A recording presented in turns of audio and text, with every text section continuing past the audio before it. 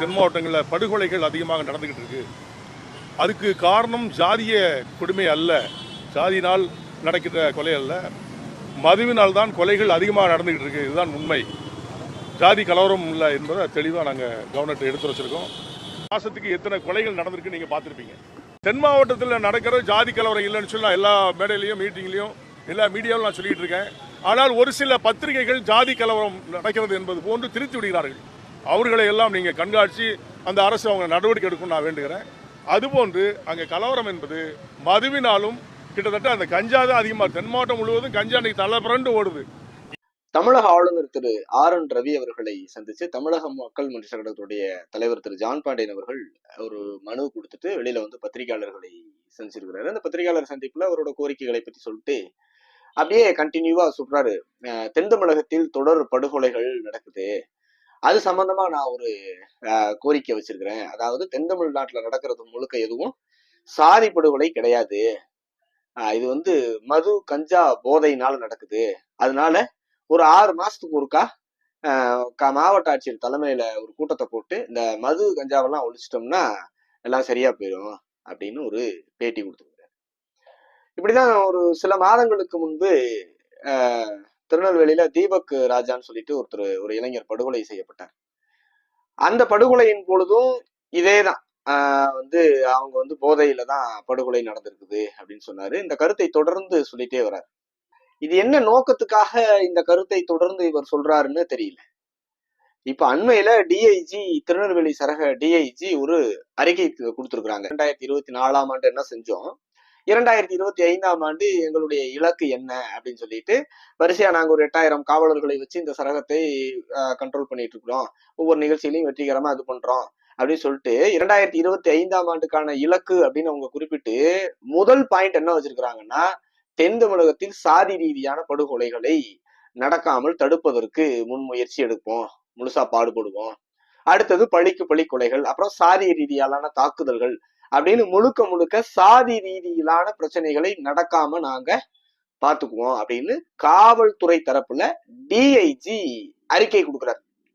அப்படின்னா தென் தமிழகத்துல நடக்கிறது சாதிய ரீதியிலான படுகொலைகள் தான், சாதிய ரீதியிலான வன்முறைகள் தான் அப்படிங்கிறத பதிவு பண்றார்.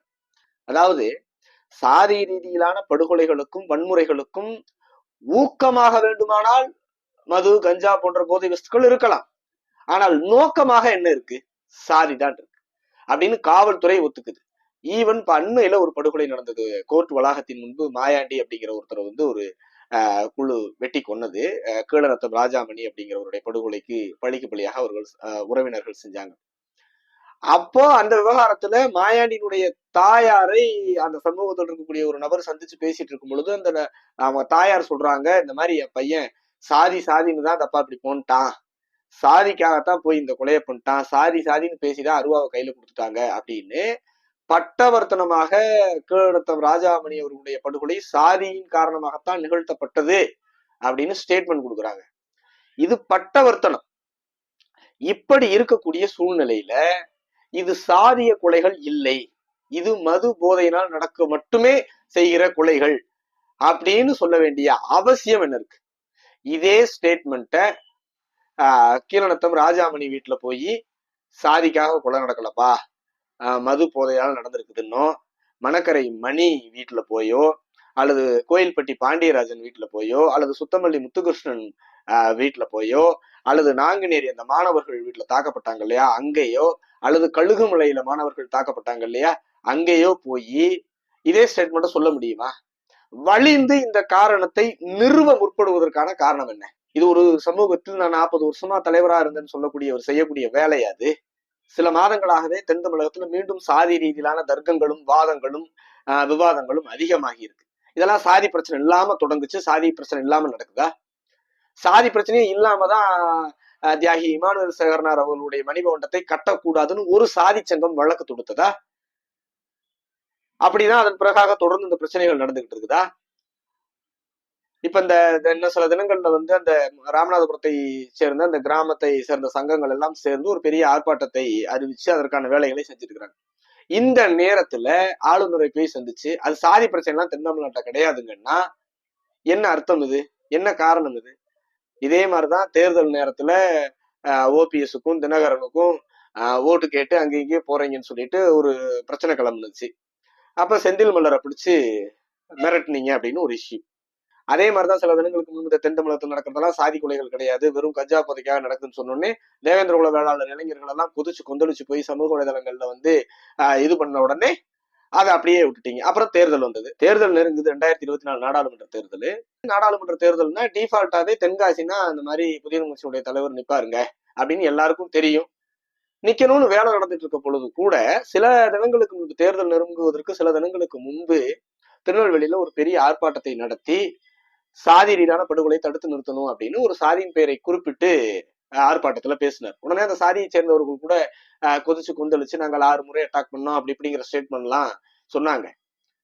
அது எதற்காகன்னா, சின்ன சின்ன சம்பவங்கள்லாம் நடக்கும் பொழுது அல்லது அங்கொன்றும் இங்கொன்றுமாக நடந்துட்டே இருக்கும் பொழுது அதை நம்ம கண்டுக்கல. ஏன்னா சாதி ரீதியான அமைதிக்காக நம்ம மாநாடு நடத்துறோம், எல்லாம் பண்றோம். சமூக அமைதிக்காக எல்லா சாதியை சேர்ந்த தலைவர்களையும் கடந்த புதிய கட்சியினுடைய ஆண்டு விழா மாநாட்டுல எல்லாத்தையும் வர வச்சு மேடையில் அமர வச்சு, ஈவன் வந்து கல்லர் சமூகத்தை சேர்ந்த திருமாறன் அவர்களையும் கூட வர வச்சு நிகழ்ச்சியை நடத்தணும்.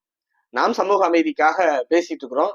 அதற்காக நாம் வந்து தீவிரமான வேலையை செய்து கொண்டிருக்க பொழுதே இது போல சாதி ரீதியான படுகொலைகள் நடப்பது என்பது மீண்டும் ஒரு 90-95களை போல மீண்டும் இந்த சமூகத்தை இழுத்து விட்டுரும், மீண்டும் ஒரு 20-30 ஆண்டுகள் பின்தங்கி போயிரும் அப்படிங்கிற இடத்துல ஒரு சாதியை குறிப்பிட்டு எங்க குறிப்பிட்ட, அதாவது நூற்றுக்கணக்கான படுகொலைகள் நடக்குது. இதில் பெரும்பாலான குற்றவாளிகள் ஒரு சமூகத்தை சேர்ந்தவங்க இருக்கிறாங்க, உயிரை பழி கொடுப்பவர்களும் ஒரு சமூகத்தை சேர்ந்தவங்க இருக்கிறாங்க. அதனால அந்த சமூகத்தை சேர்ந்த பெரியவர்கள் அவர்களை கண்டிக்கணும், அந்த பசங்களை வந்து அடக்கி வைக்கணும். சாதி ரீதியிலான கோரங்களும் கொலைகளும்ங்கிறது ஒட்டுமொத்த தென் தமிழகத்தினுடைய வளர்ச்சியையும் தடை செஞ்சிரும் அப்படின்னு அட்வைஸ் பண்றோம். நாங்கள் தேர்தலை பத்தி கவலைப்படல. சமூகத்தின் நலனுக்காக தேர்தலை சமரசம் செய்யலாம். அற்ப தேர்தலுக்காக, ஓட்டுக்காக சமூக நலனை சமரசம் செஞ்சிட முடியாதுங்கிறதுல புதிய கட்சி ரொம்ப உறுதியா இருக்குது. ஆனா நீங்க என்ன செய்றீங்க? வீம்புக்குன்னே வந்து தென்காசியில சீட்டு கேட்டு நின்று அங்க வந்து ஓட்டு கேட்கணுங்கிறதுக்காக நீங்க வந்து நம்ம சமூகத்துல ஃபீல்ட் அவுட் ஆயிட்டீங்கிறது பட்டவர்த்தனம். அதுக்காகவே என்னங்கிறீங்க, எங்களுக்கும் இந்த சமூகத்துக்கு எந்த பிரச்சனையும் கிடையாது, மறவர் சமூகத்துக்கு எங்களுக்கு என்ன சண்டை, இந்த டாக்டர் வந்தாதான் கொலை எல்லாம் நடக்கும் அப்படின்னு பேசுறீங்க வெறும் ஓட்டுக்காக. சாதி ரீதியான பிரச்சனையே கிடையாது, சாதி ரீதியான தென் தமிழகத்தில் வந்து எந்த விதமான பிரச்சனையும் கிடையாது, நீங்க எல்லாம் அண்ணன் தம்பி அன்னோனியமா தான் பழகிக்கிட்டு இருக்கிறீங்க, சாதி ரீதியான பிரச்சனைகளே இல்லைன்னா இப்ப இமானுவேல் சேவனார் ஐயா அவர்களுக்கு எதிராக மனு போட வேண்டிய அவசியம் என்ன இருக்கு? தொடர் பிரச்சனை நடக்க அவசியம் என்ன இருக்கு? கஞ்சா மது போதையில் தான் கொலை நடக்குது அப்படின்னா அவன் கஞ்சாவையும் போதையும் குடிச்சிட்டு அவன் வீட்டை தாண்டி, வீதியை தாண்டி, ஊரை தாண்டி வெளியில வந்து தேவேந்திர குல வேளாளர் இருக்கிறவனைத்தான் பார்த்து கொலை செய்யணும்னு தோணுதுன்னா அது என்ன வினோதமான கஞ்சா, அது என்ன வினோதமான போதை? தேவேந்திர குல வேளாளர்களுக்கு எதிராக தயாரிக்கப்படக்கூடிய மதுவும் கஞ்சாவும் அது ஏன் அவங்க வீட்டிலேயே அவங்க சொந்தக்காரங்களையே வெட்டிக்கிறது இல்லை? எங்க சாதி பிரச்சனையே இல்லைன்னா நீங்கள் தலைவராக வேண்டிய அவசியம் என்ன இருக்கு? நீங்கள் 40 ஆண்டு காலமாக நான் போராடினேன். யாருக்கு எதிராக போராடினீங்க? எதுக்கு எதிராக போராடினீங்க?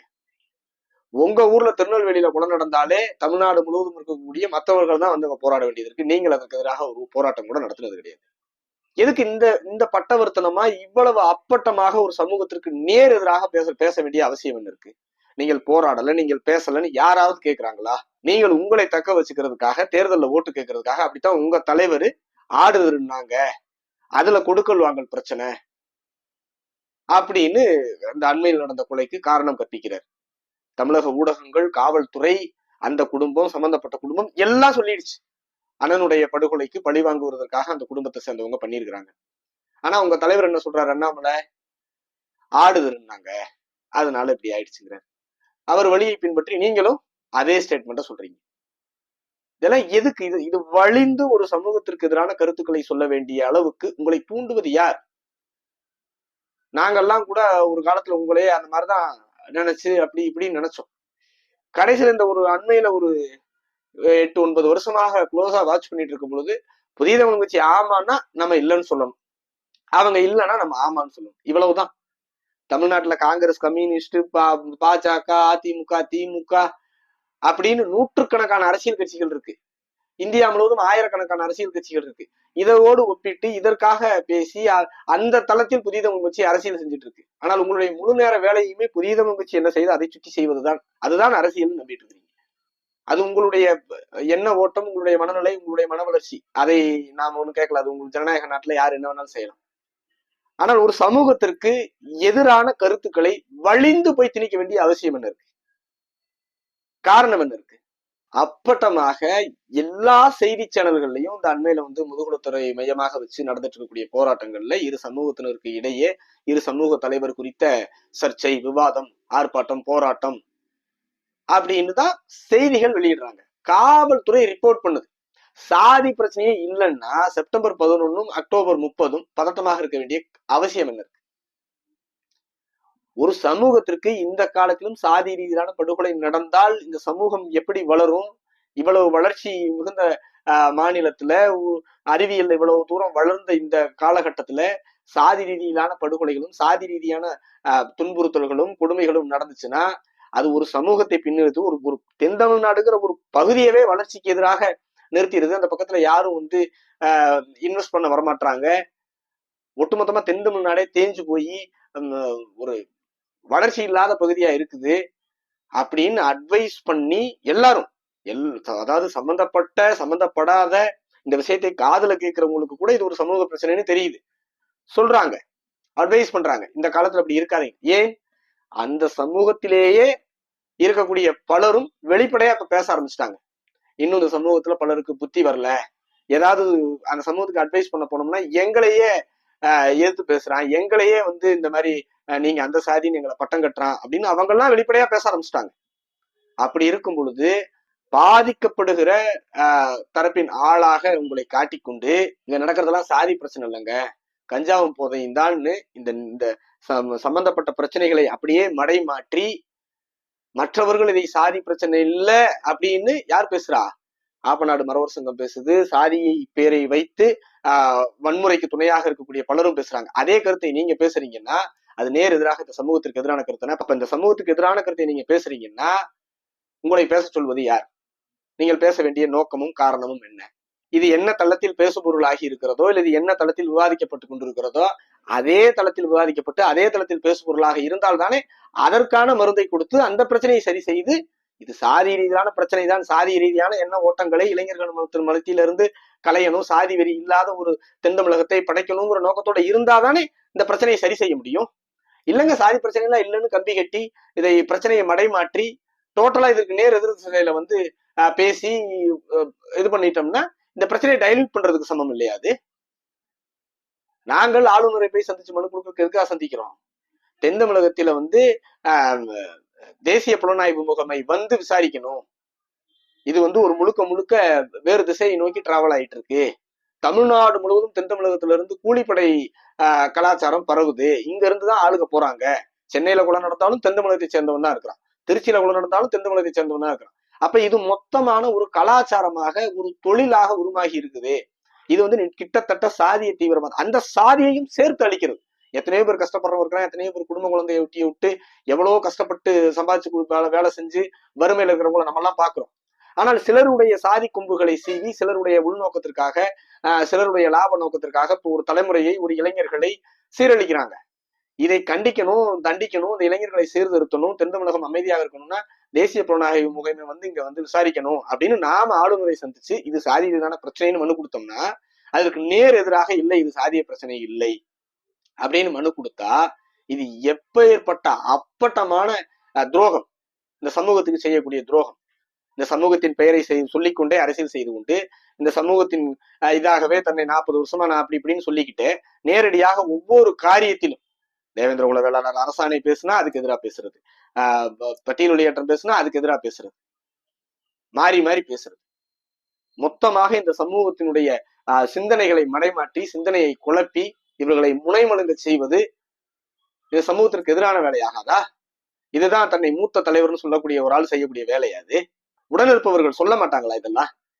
ஏற்கனவே ஒரு முறை இதே மாதிரி பேசி சமூக வலைதளங்கள்ல இளைஞர்கள்லாம் மிக கடுமையான எதிர்வினைகளை ஆட்டினாங்க, மிக மோசமா விமர்சிச்சாங்க. ஏற்கனவே ஒரு தடவை பேசி அந்த விமர்சனத்துக்கு உள்ளான பிறகும் மீண்டும் வலிந்து மீண்டும் பேசினா இது என்ன அர்த்தம்? யாருடைய அஜெண்டா? யார் பேச சொல்றாங்க? யார் இதை மடைமாற்றணும்னு விரும்புறாங்க? யார் மடைமாற்றணும்னு விரும்புறாங்கன்னு எல்லாருக்கும் தெரியும்.